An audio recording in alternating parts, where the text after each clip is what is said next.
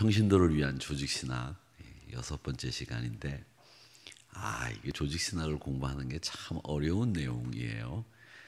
신학교 학생들도 공부를 안 하는 걸 우리 한우리교회 연세 많은 우리 장로님들 권사님들이 이걸 공부하는 게 참 정말 감사하고 고맙고 참 제가 고맙습니다. 여러분들 이걸 졸지 않고 들어주시니까 너무 감사하고 또 졸아도 귀는 열고 조시니까 너무 감사하고 너무 고맙습니다. 지난주에 신학은 두 가지 사실에서 출발한다 그렇게 얘기를 했습니다. 두 가지 사실, 하나는 하나님이 계시다. 그다음에 또 하나는 하나님이 성경을 통해서 자신을 보여주신다. 이 두 가지 사실이 신학의 출발점이다. 이렇게 말씀을 드렸고, 우리 신론에는 무신론과 유신론 두 가지가 있다. 이렇게 말씀드렸고, 무신론은 8가지 무신론이 있다고 말씀드렸습니다. 첫 번째 무신론은 그냥 하나님이 없다 이렇게 얘기하는 사람들이 있고, 회의적인 무신론은 불가지론자라고 하는 사람들인데, 어떻게 인간의 이 짧은 머리로 하나님이 계시다는 걸 알 수 있느냐 이렇게 얘기하는 사람. 또 비평적 무신론자들은 하나님이 계시다는 걸 입증할 만한 증거가 있어? 이렇게 얘기하는 사람. 신학적인 무신론자는 사신신학자라고 제가 말씀드렸죠. 그 아프리카의 성자라고 불리우는 슈바이처가 사신신학자의 대표다 이렇게 말씀드렸고, 또 사회적 무신론자도 있다고 말씀드렸습니다. 그러니까 이거는 이 사람들을 지배하기 위해서 만들어낸 이념이다. 그러니까 사람들을 통제하고 지배하기 위한 이념이다 이렇게 말씀을 드렸죠. 어느 사회든지 이 사람들이 공동체가 하나 되기 위한 이념이 꼭 필요합니다. 그런 이념이 필요하죠. 대통령이 되면 이 하나가 되기 위한 이념을 만들어야 돼요. 그래서 그 이념을 가지고 나라를 다스려야 되는데, 이번 정부는 별스러운 이념이 그렇게 두각을 드러낸 이념이 없는 것 같은데, 우리 교회는 딱 이념이 자리 잡았어요. 좋은 교회를 그렇죠. 위대한 교회를 넘어서 나누고 사랑하고 섬기는 교회다라고 하는 분명한 하늘교회의 정체성을 우리가 가지고 있고, 제가 늘 기도할 때마다 우리 자녀들이 잘 되는 교회가 되기를 축원합니다. 이걸 우리 하늘교회 목회의 가장 분명한 정체성, 다음 세대가 잘 되는 교회, 이렇게 정체성을 만들어서 그 다음 세대가 잘 되는 교회를 위해서 우리가 항상 자녀를 위해 기도할 때는 열리고 뚫리고 풀리는 자녀가 되자, 이렇게 제가 기도합니다. 그랬더니 우리 성도님들도 바로 이제 저를 따라서 그렇게 해주셔서 너무 감사하고, 오늘 또 우리 금권사님이 기도하실 때 열리고 뚫리고 풀리는, 이게 입에 달려 있어야 돼요. 자녀들을 위해 기도할 때마다 이 말이 나와야 되고, 저는 우리 자녀들을 위한 기도가 부모가 해야 될 가장 중요한 사명 중에 하나라고 생각을 합니다. 그러니까 자녀를 위한 기도 빠짐없이 하시고, 하실 때마다 윤 목사가 가르쳐 준 대로 열리고 뚫리고 풀리는 자녀가 되게 해달라고 기도하셔야 됩니다. 자, 그렇게 지어낸 그 사회적 무신론, 지어낸 이념이다, 개념이다 이렇게 얘기하는데 그건 아니고요. 그 다음에 과학적인 무신론자들인데, 이 사람들은 우리가 과학적으로 볼 때 하나님이 계시다고 하는 증거가 없다. 근데 여러분, 이 과학과 종교는 이게 배치되거나 대립하는 게 아니에요. 과학은 이유를 설명하고 원인을 설명하는 것에는 이 과학이 필요합니다. 그러나 이 과학이 하지 못하는 게 있어요. 그게 뭐냐면, 그 과학이 하지 못하는 일은 이게 왜 만들어졌느냐 했을 때 이건 석영이나 또 유리를 만드는 재료로 컵을 만들었습니다 라고 하는, 이 컵을 만드는 재료나 컵을 만드는 과정이나 과학적으로 쫙 입증이 됩니다. 그런데 이 컵이 갖는 의미는 과학이 설명하지 못해요. 이 컵이 갖는 의미는 종교에서만 설명할 수 있어요. 이 컵은 하나님의 성물이다, 제단에서 목회자가 설교할 때 목이 이제 좀 갑갑할 때 물을 먹을 수 있도록 하나님이 헌신자들을 통해서 물을 담아서 목사가 마실 수 있도록, 이게 이 컵의 의미를 담는 일은 뭐가 하느냐? 종교가 하는 거라는 거죠. 우리 인생에 의미가 없으면, 원인과 결과만 알면 참 무미건조하고 황량할 거예요, 우리 세상이. 그렇지 않습니까? 그런 무미건조한 세상에 의미를 던져주고 또 삶의 가치를 부여해주는 일을 뭐가 하느냐? 종교가 한단 말이죠. 그러니까 우리 삶이 살아보면 뭐하나 이런 생각이 들 때가 있을 때가 있습니다. 그땐 여러분 영적으로 침체가 왔을 때예요. 그때 내 삶의 의미, 나는 또 내 삶의 가치, 나는 어떤 사람이다, 이런 것들을 알 수 있는 것은 바로 종교가 그 의미와 가치를 부여한다는 거죠. 그래서 과학은 원인과 결과를 이야기하지만 종교는 의미와 가치를 설명한다, 이렇게 딱 정해놓으면 이 종교가 과학하고 딱 부딪히는 게 아니에요. 우리가 과학을 부정하는 것도 아니고 과학이 종교를 부정하는 거 아니에요. 과학자라고 해서 이 종교를 부정하는 사람들이 있냐? 아닙니다. 제가 알고 만나는 의사들은 거의 대부분 기독교인들이에요. 예수 믿는 분들이에요. 그분들이 과학을 몰라서 예수를 믿겠습니까? 과학에 투철해서 과학자라서 예수를 안 믿느냐? 아닙니다. 과학을 해보니까 이건 하나님이 아니면 설명이 안 되거든요. 그래서 그 하나님이 아니면 설명이 안 되는 이런 의미와 가치들을 하나님을 믿음으로 해결해 나간다, 이것입니다. 그 다음에 이제 8번째가 실천적 무신론자인데, 이게 가장 큰 문제라고 말씀을 드렸죠. 예수를 믿기는 하고 입으로는 예수님을 믿는다고 고백을 하는데 삶이 하나님 없이 살아. 이게 실천적 무신론자입니다. 이게 우리 신자들 가운데 이런 분들이 있다는 거죠. 입으로는 예수 믿는다, 하나님 믿는다 하는데 생활은 예수님하고 상관없이 산다. 이게 가장 무서운 거다, 이렇게 말씀을 드렸습니다. 자, 반면에 유실론도 있다고 말씀드렸죠. 유실론이 일신론이 있는데, 일신론은 하나의 신을 믿는 신이지요. 이 일신론 중에 유일신론이 바로 우리 기독교입니다. 그래서 유일신론자가 우리 그리스도인들이다. 사도행전 17장 28절의 말씀에 보면 그를 힘입어 살고 살며 기동하며 존재한다. 누가? 우리가. 그를 힘입어, 우리가, 여러분이 하나님을 힘입어 살고 우리가 하나님을 힘입어 기동하고 움직이고 우리가 하나님을 힘입어 지금 여기 있다는 말이에요. 너희 시인 중에 어떤 사람들의 말과 같이 우리가 그의 소생 자식이다, 하나님의 자녀다, 이렇게 말씀하시는 내용이 사도행전 17장 28절의 내용입니다. 여러분, 우리 하나님 힘입어 삽니다. 우리 인간의 뜻대로 되는 게 뭐가 있습니까? 인간의 뜻대로 되는 게 많은 것 같지요? 아니에요. 인간의 뜻대로 될 것 같으면 우리가 여기 앉아 있겠습니까? 여러분, 아니에요. 인간의 뜻대로 되는 게 정말 아무것도 없다고 봐도 과언이 아니에요. 여러분 뜻대로 한 게 뭐 있습니까? 생각 한번 해보세요. 다 하나님의 뜻대로 이루어진다고 하는 것을 우리는 아는 사람들이기 때문에 그를 힘입어 살고 그를 힘입어 우리가 움직이고 그를 힘입어 우리가 여기 있고 우리가 그의 소생이다 라고 하는 이 말씀을 꼭 기억하시기 바랍니다. 시편 기자는 우리에게 이야기합니다. 시편 5편 7절 말씀에서 오직 나는 주의 풍성한 사랑에 힘입어, 주님의 풍성한 사랑에 힘입어 주의 집에 들어가 주를 경외함으로 성전을 향해서 예배하겠습니다.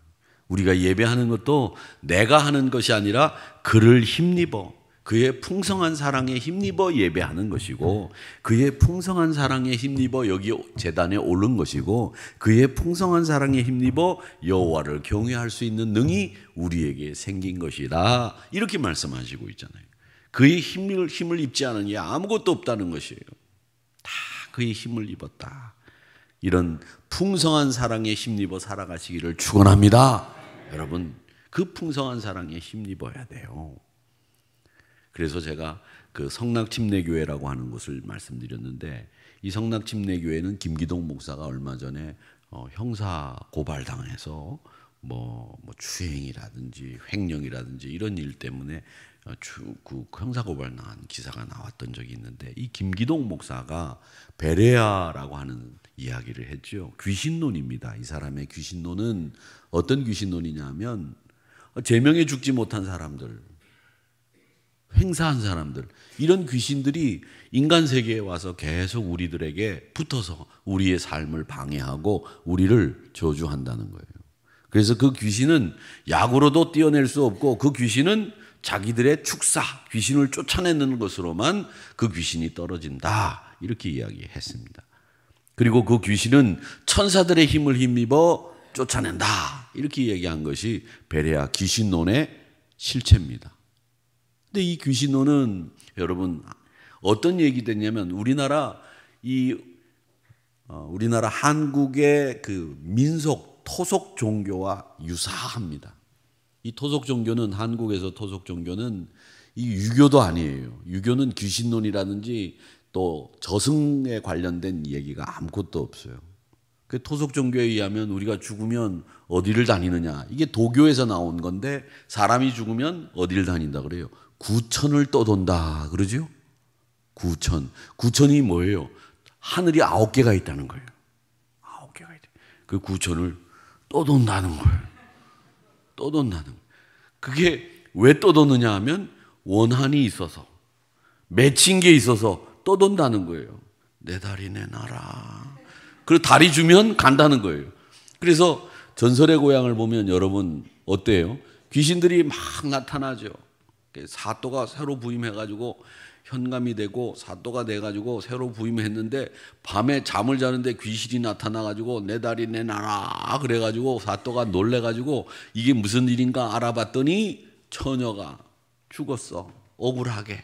그래서 그 묻힌 것을 파내가지고 제대로 묻어주고, 그 원한을 맺게 한 나쁜 놈을 잡아다가 징벌하고, 그리고 끝나면 어떻게 돼요? 귀신이 현감 앞에 나타나고 감사합니다. 그리고 귀신이 큰 절을 하고 그 다음엔 휙 하고 사라지죠. 그죠? 그게 전설의 고향 스토리잖아요. 여러분, 구천을 떠돌다가 원한이 해결이 되면 자기가 가야 될 저승으로 간다는 얘기죠. 그게 귀신인데, 이 귀신론, 이런 한국 토속 종교의 귀신론과 이 베레아의 귀신론은 아주 흡사하다는 거죠. 제명에 못 죽은 사람들, 원한에 맺혀 있는 귀신들이 이 세상을 떠돌면서 사람들에게 붙어가지고 그 사람들을 괴롭히고 막는다. 그건 축사로만 쫓아낼 수 있다. 그렇게 이야기를 하는 겁니다. 네, 여러분, 우리는 믿음을 가지고 있는 사람들이고, 우리는 귀신보다, 천사보다 능한 사람들이에요. 하나님이 우리를 그렇게 능한 하나님의 자녀로 삼아주셨기 때문에 우리에게는 저주가 있다 없다? 없다. 없다는 거예요. 여러분, 하나님의 계획 속에서, 우리가 하나님의 계획 속에서 상 받는 자라고 하는 것을 분명하게 말씀하셨어요. 히브리서 11장 6절의 말씀에 보면 이렇게 얘기합니다. 믿음이 없이는 하나님을 기쁘시게 못하나니, 그런 다음에 그가 자기를 찾는 자들에게 상 주시는 임을 믿어야 된다.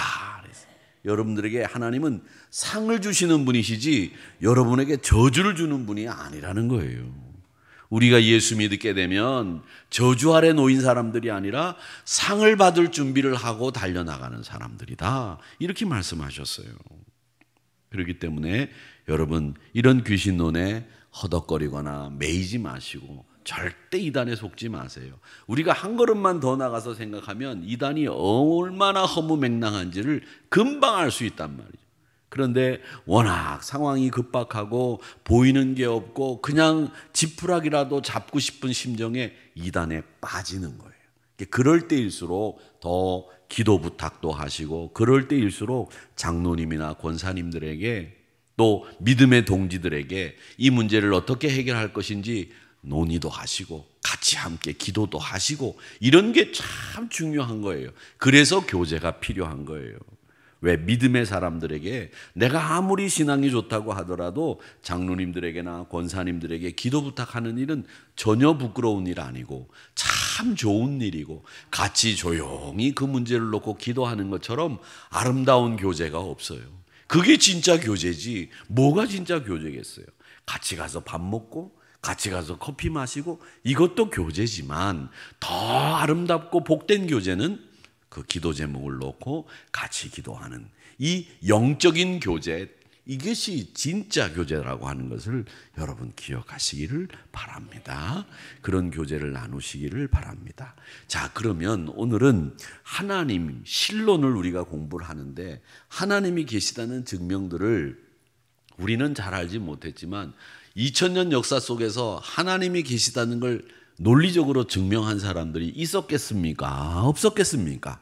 있었어요. 신학자들 중에 똑똑한 사람들이 많았거든요.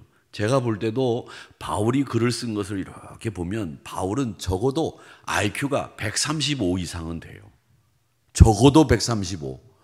제가 볼 때는 이 IQ가 나빠가지고는 이런 글이 나올 수가 없어요. 이건 누가 알아볼 수 있느냐? IQ가 좋은 사람만 알아봐요.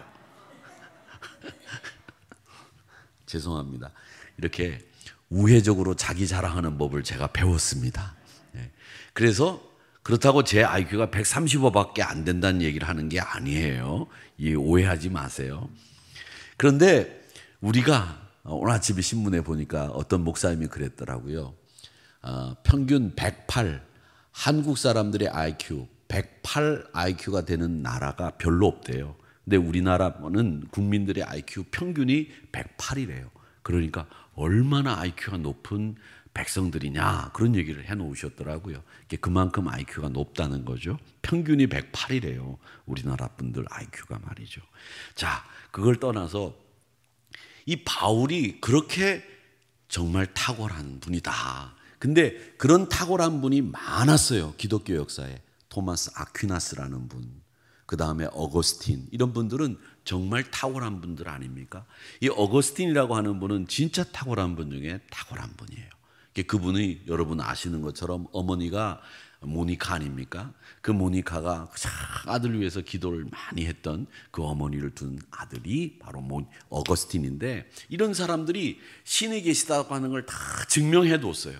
그걸 논리적으로. 그걸 우리가 한번 공부를 한번 해보자. 아주 간단한 원리를 가지고 설명을 했는데, 제일 먼저 우주론적 논증이 있습니다. 우주론적으로 하나님이 계시다는 증명을 할 수 있는 것이 있는데, 오늘 읽은 이 본문 로마서 1장 20절은 이 이야기를 하는 겁니다. 창세로부터 그의 보이지 아니하는 것들, 곧 그의 영원하신 능력과 신성이 그가 만드신 만물에 분명히 보여져 알려졌나니 그러므로 그들이 핑계하지 못할지니라. 하나님이 계시다는 것이 온 만물에 다 입증되고 있는 증거들이 있다는 거예요. 그걸 보면 너희들이 하나님이 계시지 않다라고 그렇게 핑계댈 수가 없다. 여기저기 하나님이 계시다는 증거들이 있다라는 거죠. 여러분 우리가 대상을 직접 볼 수도 있지만 그 대상이 가지고 있는 대상이 있다는 걸 어떻게 압니까? 어떻게 합니까? 제가 엘리베이터를 탑니다. 엘리베이터를 탁 탔는데 엘리베이터 안에서 짜장면 냄새가 진동을 해요. 그러면 뭘 할 수 있습니까? 우리 집이 아니면 우리 라인에 누군가가 짜장면을 시켜서 먹었구나. 이걸 알 수 있죠. 그렇죠? 그렇습니다. 그렇듯이 그 짜장면을 먹었다고 하는 걸 내 눈으로 보지 않아도 그 엘리베이터 안에 타면 그 냄새를 통해서 누군가가 짜장면을 시켜 먹었다는 걸 아는 것처럼, 우리가 하나님을 직접 보지 않는다고 하더라도 하나님이 살아계셔서 활동하시는 것들을 우리가 보면 그가 계시다라고 하는 걸 알 수 있다라고 하는 거죠. 곰 사냥꾼이 요즘에는 이제 곰을 사냥할 수는 없게 됐지만, 옛날에 곰 사냥꾼들은 이 곰을 사냥할 때 어떻게 하냐면 곰의 발자국을 다 먼저 체크를 한답니다. 그러면 이 곰의 영역이 딱 나온대요. 그 곰의 영역에서 곰은 절대 벗어나는 법이 없다는 거죠. 그 영역에서만 맴돌기 때문에 그 영역에 숨어서 잠복하면 곰을 발견한다는 거예요. 그 곰을 영역을 우리가 알 수 있는 건 그 곰의 발자국 때문에 곰의 영역을 알 수 있듯이 우리가 하나님이 계시다라고 하는 만물의 모든 만물 속에 하나님이 계시다라고 하는 증거들이 있기 때문에 우리는 하나님이 있다, 계시다라는 것을 알 수 있다는 것이 바로 우주론적 증명이라는 겁니다. 토마스 아퀴나스라고 하는 사람이 이 이야기를 했는데, 이 아퀴나스는 변화라든지 또 움직임이라든지 이런 걸 통해서 어떤 것이 움직인다고 하는 것은 뭔가가 바뀐다라고 하는 건데, 이게 저절로 되는 게 아니라 뭔가가 있기 때문에 바뀐다는 거죠. 여러분 안 그렇습니까? 어제는 엉망진창이 됐던 방이 오늘 아침에 가보니까 깨끗하게 돼 있어. 그럼 누군가가 그 방을 뭐 했다는 거예요? 청소했다는 거죠. 이런 변화들이 있다고 하는 것은 그 변화의 동인, 원인이 있다는 거죠. 그 원인은 하나님이 아니고는 설명이 안 된다는 거예요. 아니, 어저께까지 날씨가 뜨거워가지고 막 찌는 바람이 불고 열풍이 불고 저녁에 잠도 못 잘 정도로 열대야인데, 어느 날 날짜가 딱 정확히 그날 되면 문을 딱 열면 찬바람이 훅 들어와. 이런 변화는 우리 인간이 에어컨을 갑자기 막 틀어가지고 되는 일이 아니라 지구와 자전과 공전과 우주의 만물의 이 계절을 따라서 정확하게 맞춰서 돌아갈 수 있도록 만드는 일은 하나님이 아니고서는 설명할 길이 없다는 거예요. 어떻게 설명을 할 겁니까, 여러분? 그 많은 찬바람을 어떻게 만들어낼 거예요? 이건 하나님이 아니고서는 도무지 설명할 수가 없다. 그 변화를 주도하는 분이 하나님이시다라고 하는 겁니다. 또 하나 설명을 드리면, 소가 수레를 끕니다. 소가 수레를 끌어요. 그러면 수레가 움직이죠? 움직여요. 그 소는 수레를 움직이게 하는 거죠. 그래서 수레는 소라고 하는 움직이는 힘이 있기 때문에 움직이는 거예요. 수레가 저절로 못 움직여요. 소가 끌기 때문에 수레가 움직이죠. 그러면 소는 수레를 왜 끕니까? 소는 수레를 왜 끌어요? 주인이 끌으라 그러니까 끄는 거죠. 그렇죠? 주인은 그러면 이 소를 왜 끌어요? 거기다 쌀을 싣기 위해서 끌어요. 뭔가를 싣기 위해서 소보고 끌어라 이렇게 명령하는 거죠. 그러면 주인은 거기다가 뭔가를 실어야 되는데 쌀을 싣는다고 가정해 봅시다. 쌀을 왜 실어요? 따져보면 시장에 가서 쌀을 팔려고 수레를 끌어 수레 위에다 실은 거예요. 그러면 쌀을 시장에 팔아가지고서 뭘 하려고? 아들 등록금 내려고. 그럼 아들 등록금을 내서 뭐 하려고? 아들을 공부시키려고. 아들 공부해서 뭐 하려고? 아들 출세시키려고. 아들 출세시켜서 뭐 하려고? 나중에 늙어서 용돈 받으려고. 이렇게 나가면 끝도 없이 갈 수 있어요. 그렇죠? 그 끝도 없이 계속 원인을 찾아가고 또 원인을 찾아가고 가면 정말 끝도 없이 가는데 그 끝에 누가 있느냐? 하나님이 계시다는 거예요. 이걸 설명하지 않으면 이 끝도 없이 가는 것이 끝도 없이 진짜 가는 거죠. 결국 그 끝에는 다 모든 사물의 움직임의 그 끝에는 뭐가 있다? 하나님이 계시다. 이게 우주론적 논증이라고 하는 거예요. 그럼 한번 생각해 보세요. 오늘 집에 가셔서 내가 오늘 교회를 왜 갔나? 그걸 가지고서 왜 갔는지 설명하고 딱 한번 가보세요. 결국 끝에는 누가 있느냐? 하나님이 계시다는 거예요. 우주론적 증명은 바로 그겁니다. 모든 것에는 원인이 있다는 거죠. 어떤 근거나 원인이 없이 움직이고 변화하는 거 없다는 거예요. 그 원인은 결국 하나님이 아니고서는 설명될 수 없다. 이게 우주론적 증명이다 하는 거죠. 저처럼 이렇게 쉽게 설명하는 사람이 이 세상에 있다 없다? 없다 하는 거예요. 그러니까 유창용 목사는 아니 박수시라는 얘기가 아니라 유창용 목사는 한 사람이에요. 두 사람이 아니죠. 한 사람이에요. 그렇듯이 하나님도 한 분이시고 그 하나님이 아니고서는 설명이 안 된다는 거예요. 그게 우주론적 증명이다. 이렇게 생각하시면 됩니다. 자, 그 다음에 목적론적 증명이라는 것이 있습니다. 여러분, 이 목적론적 증명이라고 하는 건 간단해요. 뭐냐? 우리가 자동차를 만들면 수만 가지 부품을 조립을 해서 설계를 하고 누군가가 만듭니다. 근데 그 자동차의 목적은 뭐냐면 사람들이 이동하기 위한 수단으로 자동차를 만드는 거예요.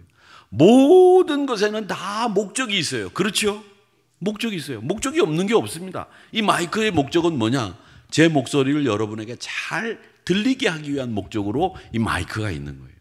이 보면대는 왜 있어요? 이 보면대는 제가 성경을 보거나 우리 목회자들이 사회를 보거나 여러분들이 사회를 볼 때 성경을 잘 볼 수 있도록 만들어 놓은 보면대죠. 성물이죠. 이 강대상은 사실은 이건 뭐 때문에 있습니까? 설교를 하고 성찬을 베풀고 예배를 집례할 때 필요한 상이에요. 근데 원래는 이렇게 넓은 것은 말이죠, 성찬상이에요. 설교상은 이렇게 좁고 이 보면대 안에 원고가 보이지 않게 돼 있는 게 설교단이에요. 그러니까 이건 원래 설교단이 아니라 원래는 성찬상이라고 보시면 돼요. 아시겠죠? 설교단은 이렇게 좁고 보면대가 안 보이는, 즉 그 설교 원고가 보이지 않게 가려져 있는 것이 설교단이고, 설교단은 이렇게 넓지 않아요. 근데 이 설교단이 이렇게 넓은 이유는 뭐냐면 이 목사들이 자기 권위를 강조하기 위해서 막 크게 막 만들고, 예전에는 또 어떤 것처럼 유행했느냐면 설교단이 그 로마 원형 경기장에 마차같이 생긴 게 있어요. 막 둥그렇게 이렇게 크게 설교단을 크게 만들고 사회단을 작게 만들어요. 우리 교회도 이 사회단이 작고 설교단은 이렇게 큰데 이게 사실은 맞지 않는 거예요. 설교단은 크면 안 돼요. 조그만하게 원고만 놓을 수 있을 정도면 됩니다. 그게 설교단이에요. 그리고 설교단은 사실은 중세시대에는 벽에서도 나와서 설교를 했어요. 어떤 교회 가보면, 유럽의 어떤 교회 가보면 설교자는 벽에서 잠깐 나왔다 들어가요. 그리고 예배를, 성찬을 주재하는 사람이 가운데 서서 성찬과 예배를 집례해요. 그러니까 예배 한 순서죠. 그리고 예배를 드릴 때 사실은 설교자가 이 사회를 볼 때 말고 설교할 때는 여러분 가운데 가서 설교를 해도 돼요. 그렇게 돼 있는 거예요. 그러니까 우리가 지금 설교를 여기 제일 큰 강대상에서 한다라고 하는 고정 개념을 깨세요. 그러니까 그걸 들어본 적이 없으니까 목사님은 제일 큰 상에서 설교해야 된다고 이런 생각을 하고 계시는데 아니에요. 그렇지 않아요. 그냥 서서도 할 수 있어요. 더 중요한 것은 예배를 집례하는 것이 예배의 큰 틀에서 더 중요한 거예요. 성찬을, 그리스도의 만찬을 집례하는 것이 훨씬 더 중요한 거예요. 설교는 예배의 한 부분이에요. 근데 이 설교가 빠지면 예배가 안 돼요. 요게 우리 예배학에서 여러분들이 알고 있으셔야 되는 원칙. 그러니까 모든 게 다 목적이 있다는 거죠. 그게 목적론적 증명인데 우리 세상에 있는 자연이 다 목적이 있다는 거예요. 그 목적이 뭐냐? 우리 사람이 왜 태어나세요? 우리 어머님, 아버님이 그냥 우연히 나를 낳았다? 우리가 우연히 왔으면 진화론이 가지고 있는 가장 큰 폐해가 뭐냐면 어쩌다가 우리가 태어났다는 거예요. 어쩌다가 원숭이가 사람 됐다는 거예요. 이게 진화론이 갖고 있는 가장 큰 폐해예요. 왜? 무슨 폐해냐? 우리 인간의 의미가 없는 거야. 우리 인간의 가치가 없는 거예요. 왜? 우리는 원숭이가 인간 됐으니까. 우리 조상은 원숭이니까. 그러면 여러분 동물원에 가가지고 원숭이 보고 야 이거 먹어 이거 먹어 이러면 안 돼요.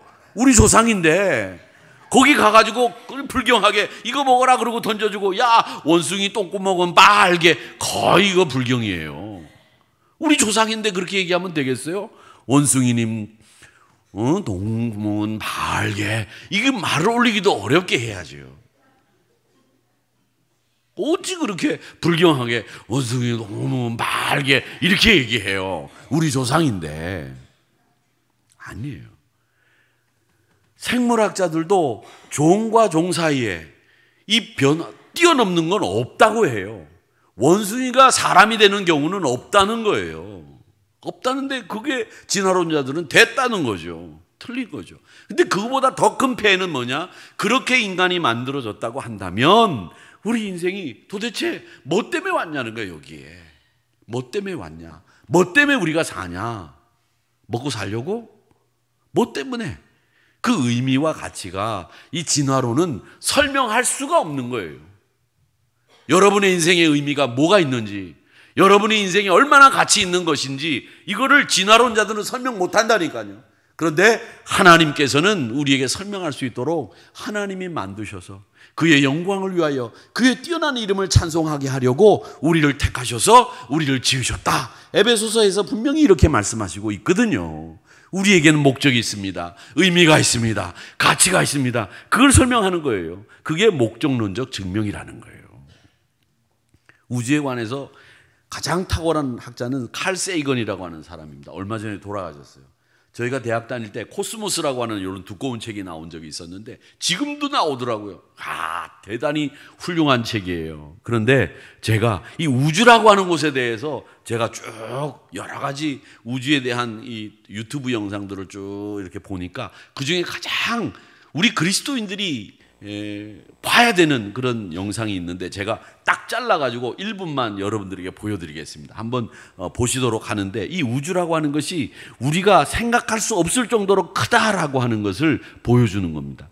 우리 태양계가 이제 우리가 태양계 안에 있잖아요. 이 태양계가 어디 안에 있냐면 이 은하계 안에 있어요. 이 은하계 안에. 근데 이 은하계를 벗어나는데 얼마나 걸리는지 이런 얘기들이 나옵니다. 한번 영상을 보시죠.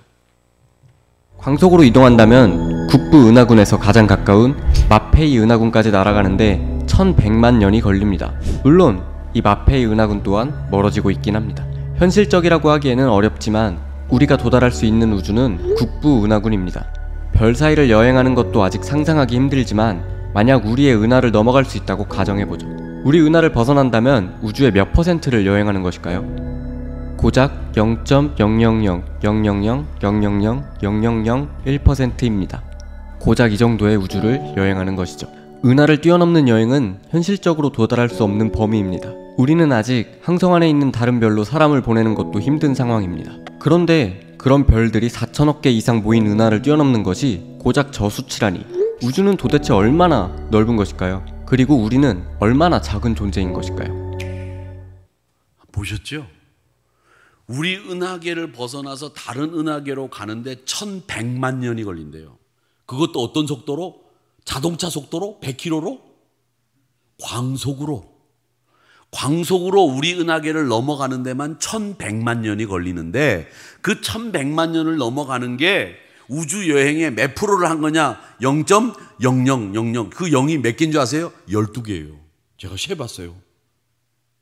그거밖에 우주의 그 넓은 걸 광속으로 1100만 년을 날아가도 1100년이 아니에요. 1100만 년을 날아가도 광속으로 0.000000000000 밖에 여행을 못하는 거래요. 우주가 얼마나 넓은 거예요. 기가 막히게 넓은 거죠. 광속으로 우리가 날아갈 수조차도 없습니다. 그런데 우리 인간들은 우리가 제일 똑똑하다고, 우리가 다 안다고 그렇게 껍죽대는 게 우리 인간들이죠.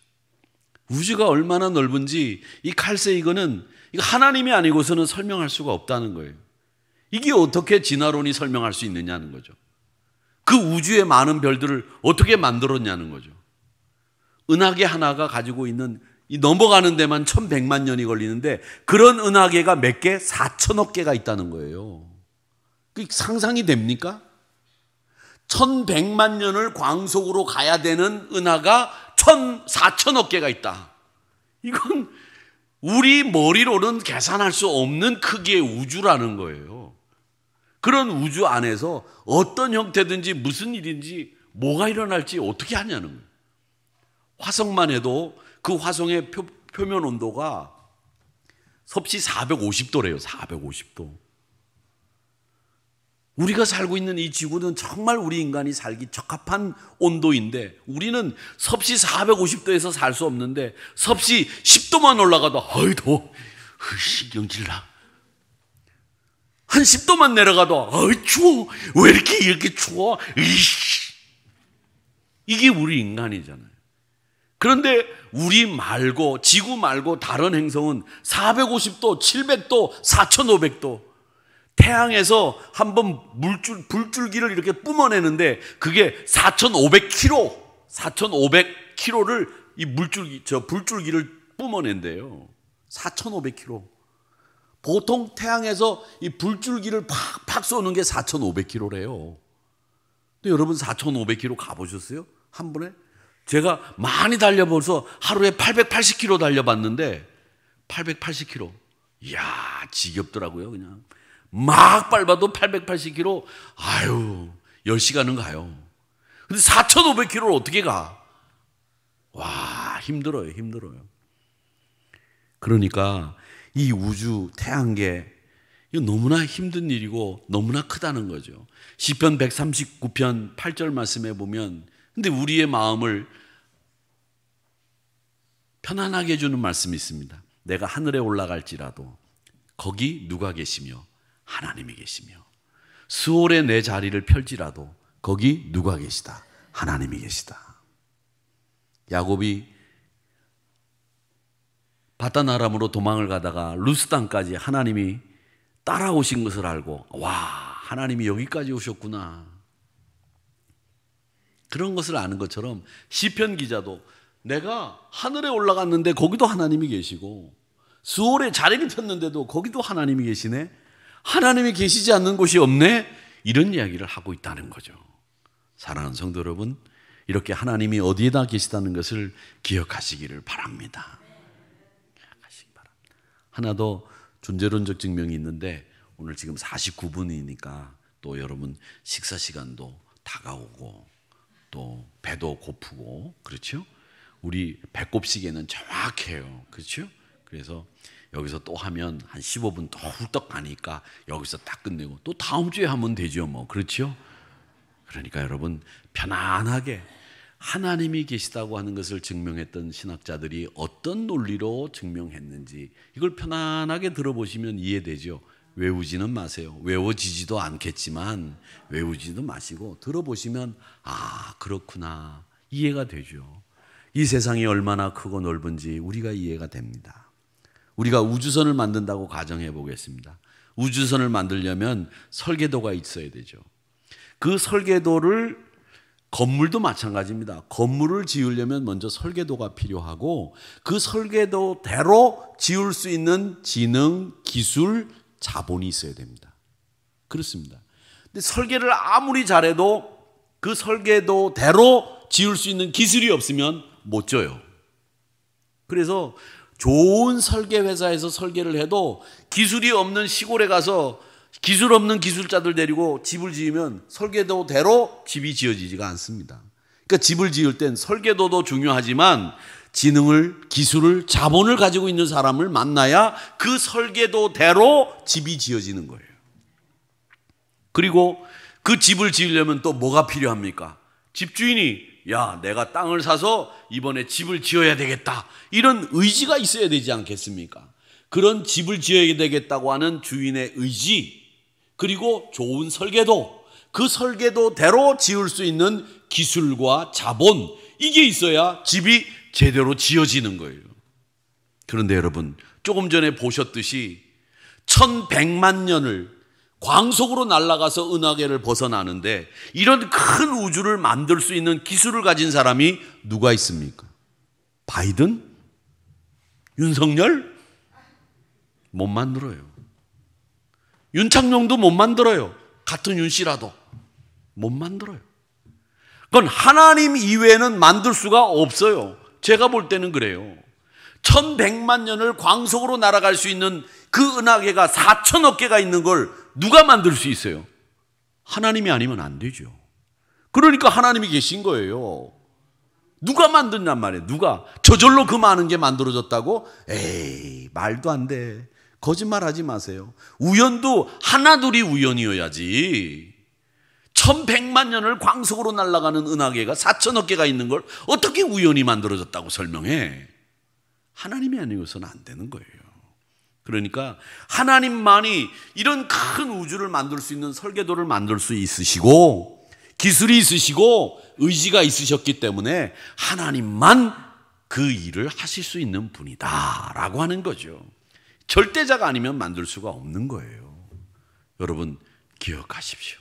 우리 하나님이 그 큰 우주를 만드시고 광대하다 우리에게 말씀하셨어요. 그 광대가 그냥 큰 게 아니에요. 보통 큰 게 아니라니까요. 광속이라는 말 들어보셨어요? 음속도 빨라요. 음속을 돌파하면 이 비행사들이 음속 돌파하면서부터 이 중력이 자기 몸에 가해지는 중력이 막 세기 때문에 공군사관학교를 들어가서도 아무리 공부를 잘해도 이 중력을 견디는 힘이 없으면 비행사가 못 됩니다. 보통 5G라고 중력의 5배를 견뎌야 거꾸로 비행을 할 수 있어요. 그 중력을 이기는 시험에서 탈락하면 비행사가 못 됩니다. 그런 중력이 다 이 행성들 간에 서로 있는 거예요. 그런 중력이 하나님이 만드셨다고 하는 거 한번 생각해 보시면, 중력이 땡기는 게 아니고 만약에 튕기는 거라고 하면 우리가 여기 살아남을 수 있겠어요? 다 지구에서 튕겨 나갔지.